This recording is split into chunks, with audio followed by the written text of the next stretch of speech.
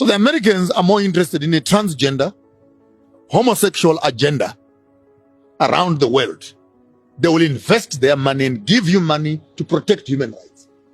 Russia and China are coming with weapons and militarization strategies so that we can protect ourselves.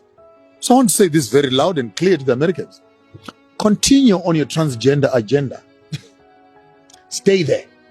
Leave us to do politics on the other side. Because what we need right now is not a minority human rights activation. What we need is a societal transformation. And for you as Americans to think that we really envy that when you have an anti-lesbian, anti-gay, LGBT principle, then tourists would drop. Let me correct that once and for all, Sbu, and cut and clip this, and it must be loud and clear. Are you saying to me that all the tourists are gay?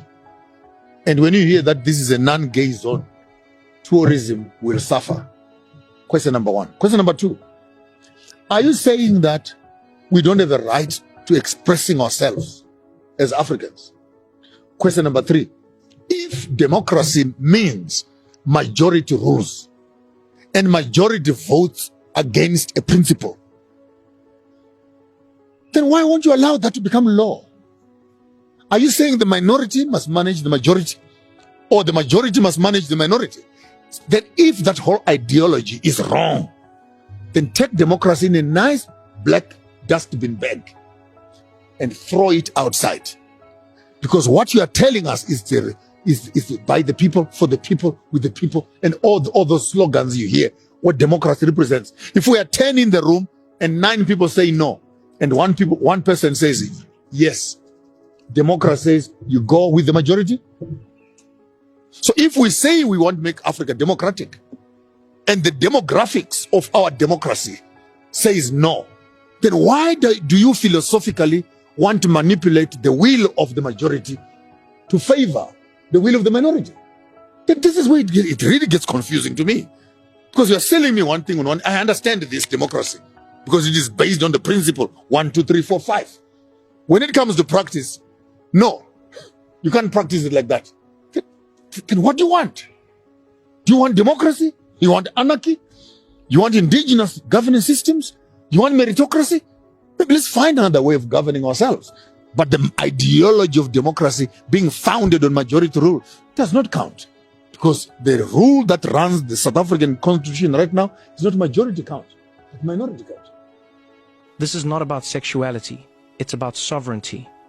Because every time America exports human rights, it's really exporting control protocols wrapped in rainbow ribbons. They talk gender, but they mean geopolitics. They speak inclusion, but they mean infiltration. When the West funds NGOs to protect minorities, what they are really protecting is their ability to dictate what values an African child is allowed to grow up believing. Maponga's point hits where it hurts. You can't sell us democracy at gunpoint, then punish us for voting differently. If democracy means majority rule, why is Africa not allowed to rule by its own majority? The hypocrisy is breathtaking. They want our gold, not our God, our votes, not our voice. The same nations that can't solve homelessness on their streets are now lecturing Africa on gender philosophy. Meanwhile, China builds railways, Russia trains armies, America funds hashtags, and they call that partnership? No, that's psychological colonization too, an algorithmic invasion of values. Africa doesn't need rainbow diplomacy. It needs rain-fed agriculture. It needs clean water, functional schools, stable electricity, not Western validation for denying its own traditions. Human rights mean nothing if human dignity is outsourced. So when Maponga says stay on your side, he's not being hateful, he's being historical. Because the last time we let Western missionaries in, they gave us Bibles and took our minerals. This time, they're coming back with NGOs and taking our minds.